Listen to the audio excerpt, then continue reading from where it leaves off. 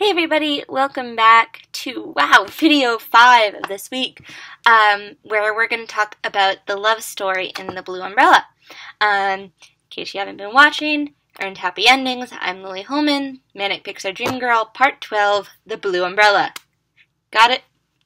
It's in the tag if you didn't.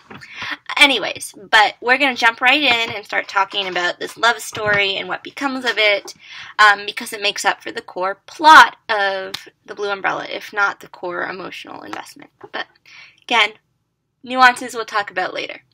So, with this larger message established, which hopefully you watched the last video and you know what I'm talking about, but this kind of positivity, happy community, the love story gets introduced. And so we have a little, again, like I said, the city is just as big a character, and so we get this walk sign who helpfully switches to stop, and the blue umbrella's person comes to a stop right next to a red umbrella, whose eyes are closed and is smiling, appreciating the rain as much as he is.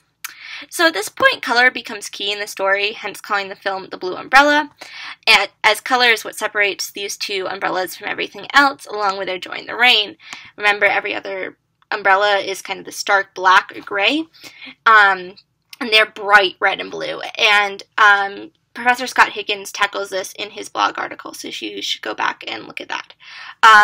So they are, like I said, they are two brightly colored, happy umbrellas in a sea of black and dark gray, grumpy umbrellas. And they stand out and play off the traditional red and pink gender divide. Again, we're not agreeing with the gender divide, just noting. And anyways, it's not even pink, it's red, it's great. And so, once again, their genders are assumed, not set in place. You can assign whatever gender you want to them. I'm going off of boy and girl, don't agree with that, but it's simple and it means that we can focus on other things. So they also match their owners, as is introduced with a shot of the blue umbrella's owner's blue boots in the scene, because their owners have the same color boots as their umbrellas. And part of the realism of the film comes from a dark color palette in the city, and these bright primaries once again stand out as something different and a bit magical. So, the scene where the blue umbrella and the red umbrella flirt for the first time is an example of delicate, silent filmmaking.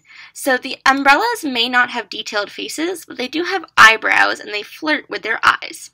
Visually, the world goes dark around them when the blue umbrella first sees the red umbrella. The darkness is subjective and shows that he admires her, is not paying attention to anything else. The world has taken a back seat to this new interest. So by pulling out the details from the background of the frame, the audience gets to appreciate her beauty as well. Meanwhile, the blue umbrella is shy and awkward, which adds to his innocent adolescent persona and is in adorable contrast to the joie de vivre he was showing off mere seconds earlier. It marks him as an underdog and gives the film its heart. Remember, partly cloudy, ultimate underdogs. Here we've got another one. So we want this umbrella to get past his obstacles, both internal and external, because he is a cheerful, nice umbrella who seems to deserve happiness, especially since he shares so much joy with the world. Very kind of basic when you think about it. Not kind of, very basic when you think about it. We like him, we want him to achieve. And so, sadly, however, the scene also introduces how the outside world can actually be a hindrance to these two umbrellas. So, it's been all happiness and rainbows and woo so far, but it's not going to be that way the whole time. We're going to get these unfortunate... I'm trying to think about how to best phrase it, because it's not like there's a villain out to get them, and it's not like these obstacles are going to be anyone's fault. They just are there. And I actually think this is a big deal in a movie like Finding Nemo. If you think about Finding Nemo, there's not a single villain in there, but the ocean is kind of the villain, and all these people are trying to help Marlin and Dory navigate to find Nemo around this kind of dangerous world where the obstacles are either natural or are by people or fish who don't understand what's going on. This is a similar world. We also see it in Inside Out. You can play spot the no villain plotline till the cows come home, but it's important to note in this one. So like I said, there's no antagonist in this film, just the threats of uncontrollable elements. So when the two umbrellas finally make eye contact that does not embarrass either one of them, a truck rushes past and inverts the blue umbrella. So rooted in reality, that inversion is something real umbrellas do when there is too much wind. We've all had it happen to us, or I hope so. It happens to me all the time.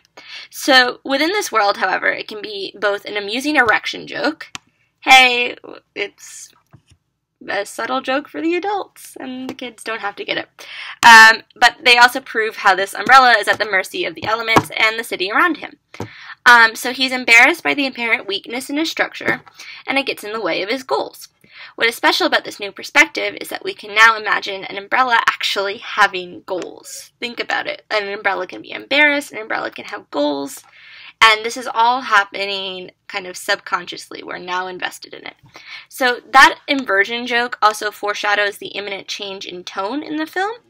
And after a brief reunion in the crosswalk initiated by the red umbrella looking back at the blue and with both umbrellas making eyes at each other and smiling, the two are separated as their owners go in different directions and ultimately get swallowed up in the wave of black umbrellas. So if this were not a story being told from the audience, from the umbrella's point of view, this parting of strangers would seem very natural. They have no connection to each other. They have no reason to stay together. Therefore, the animators must use the elements of the magical world they have already established to mark this as a catastrophe.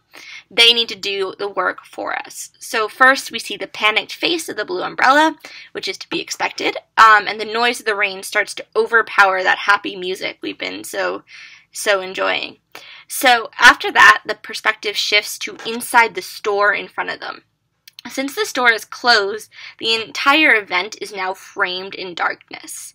So this framing causes a shift in color and light that in turn causes a more ominous tone. So we also get to see both umbrellas in this shot, so we see both of them panic. Since the crosswalk reunion established the attraction is mutual, the stakes are now even higher. It's not just a crush anymore, but a romance. So once inside the store, the camera tilts up to show the panicked face of the store, whose eyes are formed by its window embellishments and are now quickly shifting back and forth. This reinforces the idea that the city is rooting for these two to be together, and in turn the idea that the city is our proxy because after the cute flirtation scene we are rooting for the same thing. Lastly, at this point, the music shifts from the jaunty beat and airy vocals to heavy strings, cementing the change in tone from celebratory to disappointment. So, the next section of the film proves how the world shifts to take on the mood of the protagonist, much like it did in Partly Cloudy in the shaving sequence of Bounden. So Perkins, once again, V.F. Perkins, says, quote, "We can value most the moments when narrative, concept, and emotion are fused," end quote, and that, quote, "when such unity is achieved, observation, thought, and feeling are integrated. Film becomes the projection of a mental universe, a mind recorder," end quote. What Perkins is saying here is that the most effective film is justified within the cinematic universe on each of those three levels: narrative, concept, and emotion.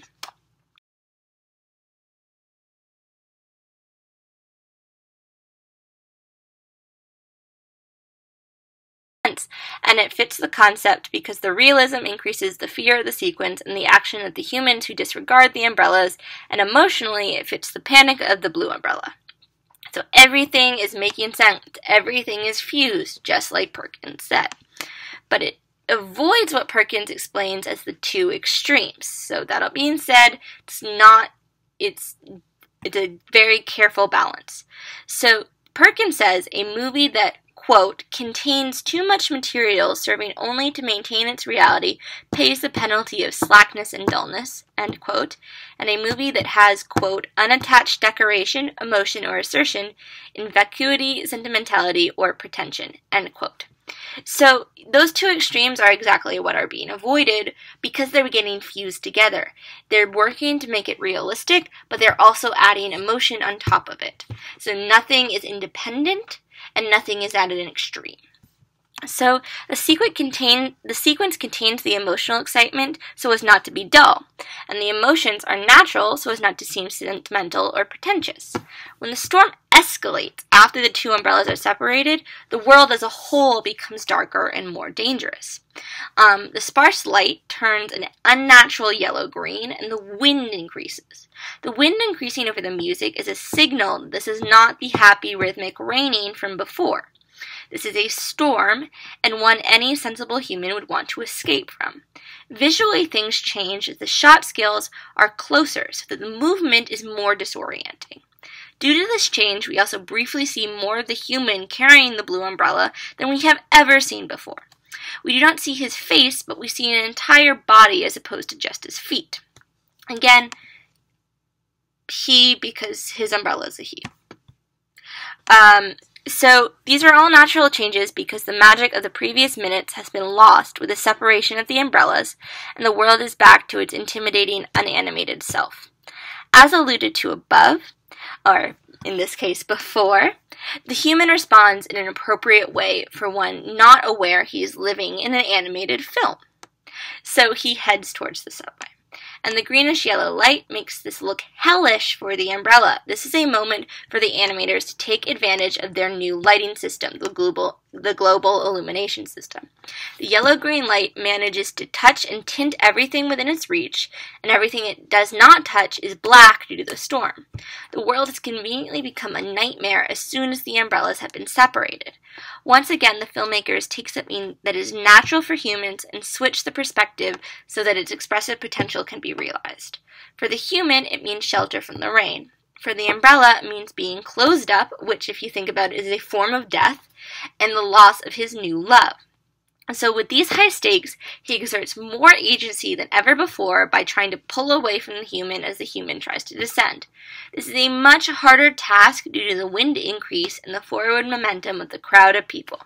The harder challenge shows, however, the umbrella has a strong reason to fight for himself, and therefore he is going to really work to become an independent agent. He's willing to put himself in danger in order to find his love again. He wins out, breaking free of the human with the help of a big gust of wind. And that is where we're going to stop. I know we went a little bit over, but this is a huge moment. It is showing what he is living for and what he's willing to fight for and how powerful he can be if he puts his mind to it, and he is ready to fight. And so we are going to end here and come back and talk about the climactic action and how it all ends. So yeah, see you back here really soon.